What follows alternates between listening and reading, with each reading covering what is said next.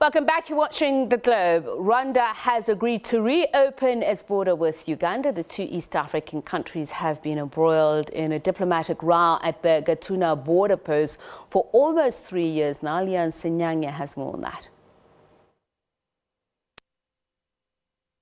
A statement from the Ministry of Foreign Affairs of Rwanda confirms the Gatuna border post will be reopened from 31st January.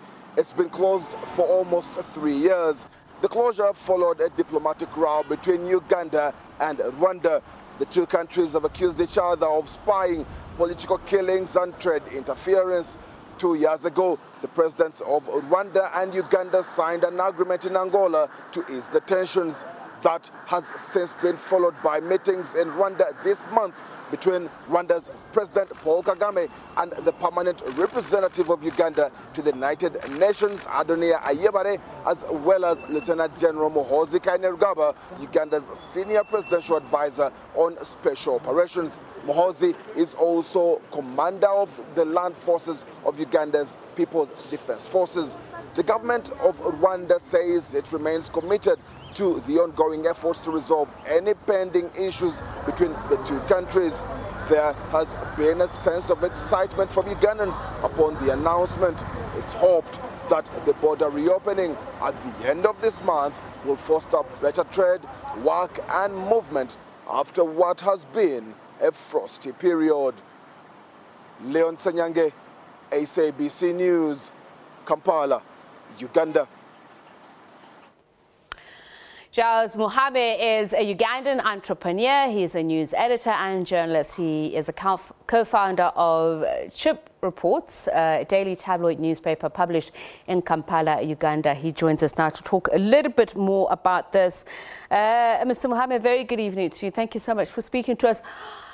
Tell us, how has this news been received? There's plenty of excitement here in Uganda. And also in Rwanda, people see the reopening of the border as an important step to reviving the relations between the two countries and also facilitating trade. Because the two countries are interlinked, you have Rwandans with relatives in Uganda and also relatives of Ugandans on the other side. So it has been received with excitement, and we see it as a step forward in the right direction.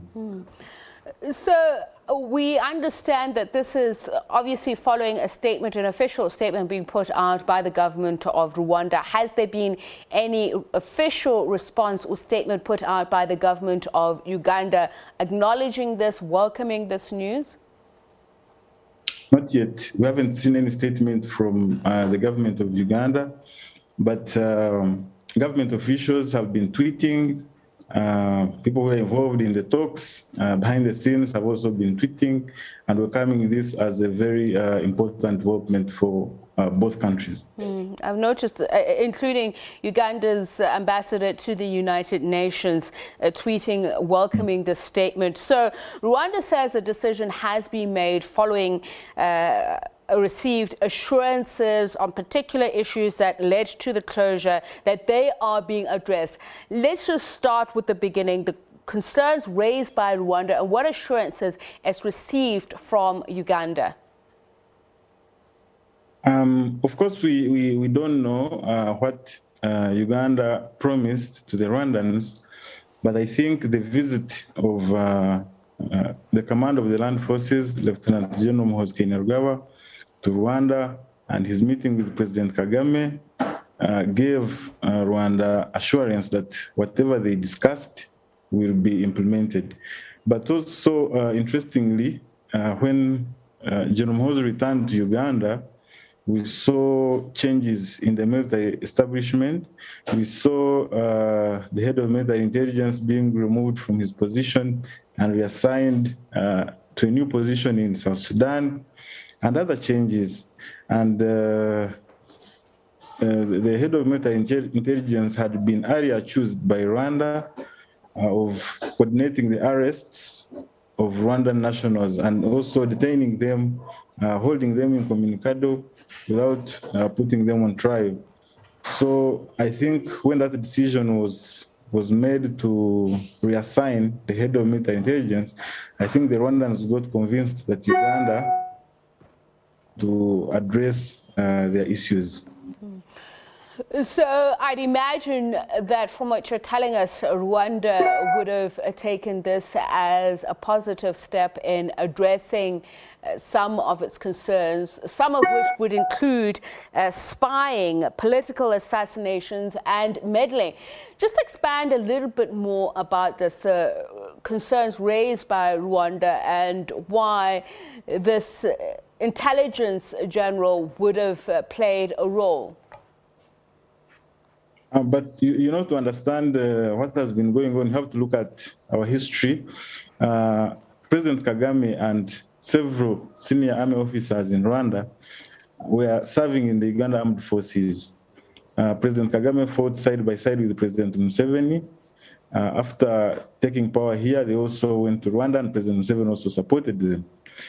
However, there has been mutual suspicions of supporting enemies of both countries, including dissidents.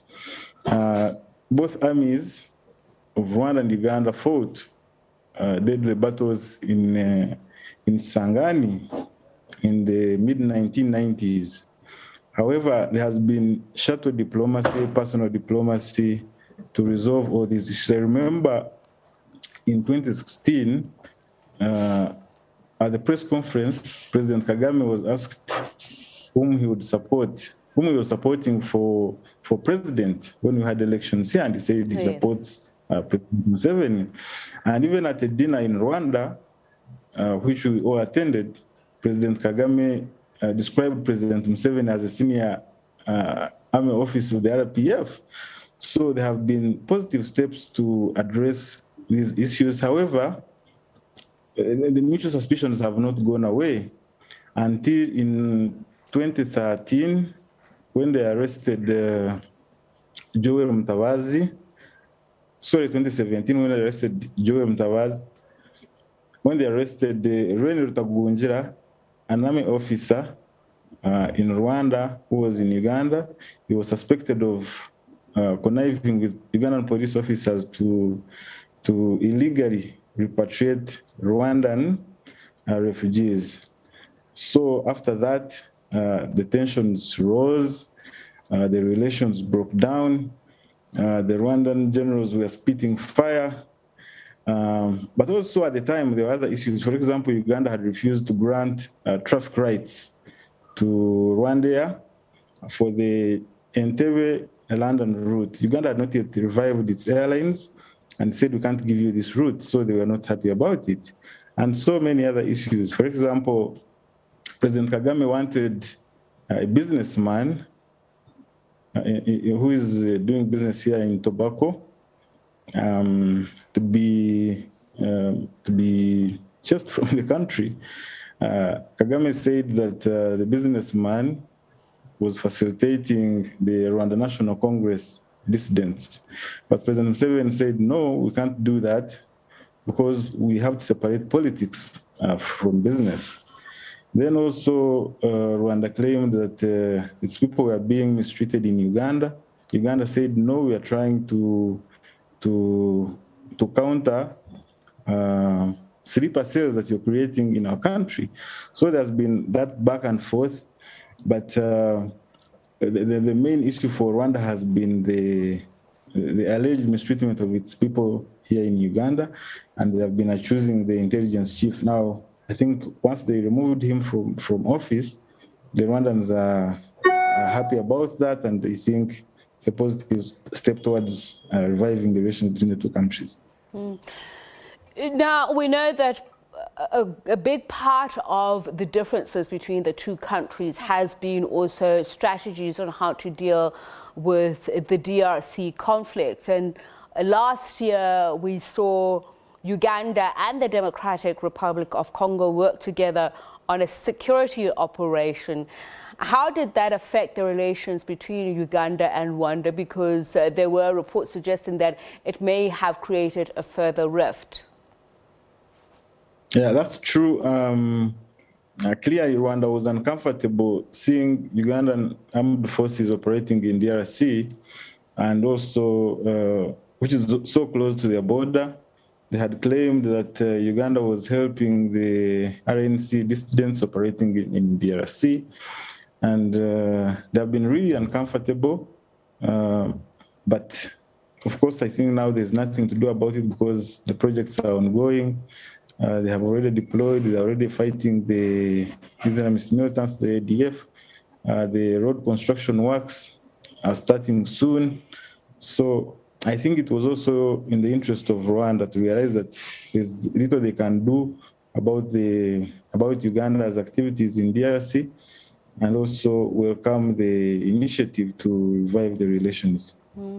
There wasn't an agreement signed between Uganda and Rwanda 2 years ago in Angola. Talk to us a little bit about that agreement. What was stipulated in it? They agreed to mend relations, and just how far have they come? Is the step of reopening the border an indication that there has been significant progress made? Yeah, of course, you can see there's progress. They were supposed to, both parties were supposed to meet after signing that agreement mediated by Angola, but because of COVID, they were unable to meet. And I think there wasn't enough communication between the two countries. Every country was busy trying to deal with the COVID pandemic, so there wasn't enough attention given to the border issue. But now with both countries reopening fully their economies, I think they now have more time to deal with this issue. I had to look at the human interest aspect of it. The Gatuna border, the cross-border movement between the two countries, as you said, it'll help alleviate the bottlenecks in facilitating trade. But for ordinary people, I have no doubt that there are relatives on both sides of the borders.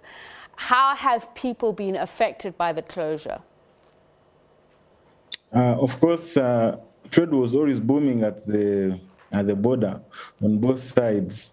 But I remember by 2019, the trade volume was about $250 million, but now it has dropped to less than $20 million for last year. So they have been really affected. The SMEs, the money changers, the people who sell, who operate restaurants, who operate hotels, mechanics. So they have been really seriously affected. Giles, thank you so much for speaking to us. Much appreciated. Giles Muhame. He is a Ugandan entrepreneur, news editor and journalist. He is also the co-founder of Chimpreports, a daily tabloid newspaper published in Kampala.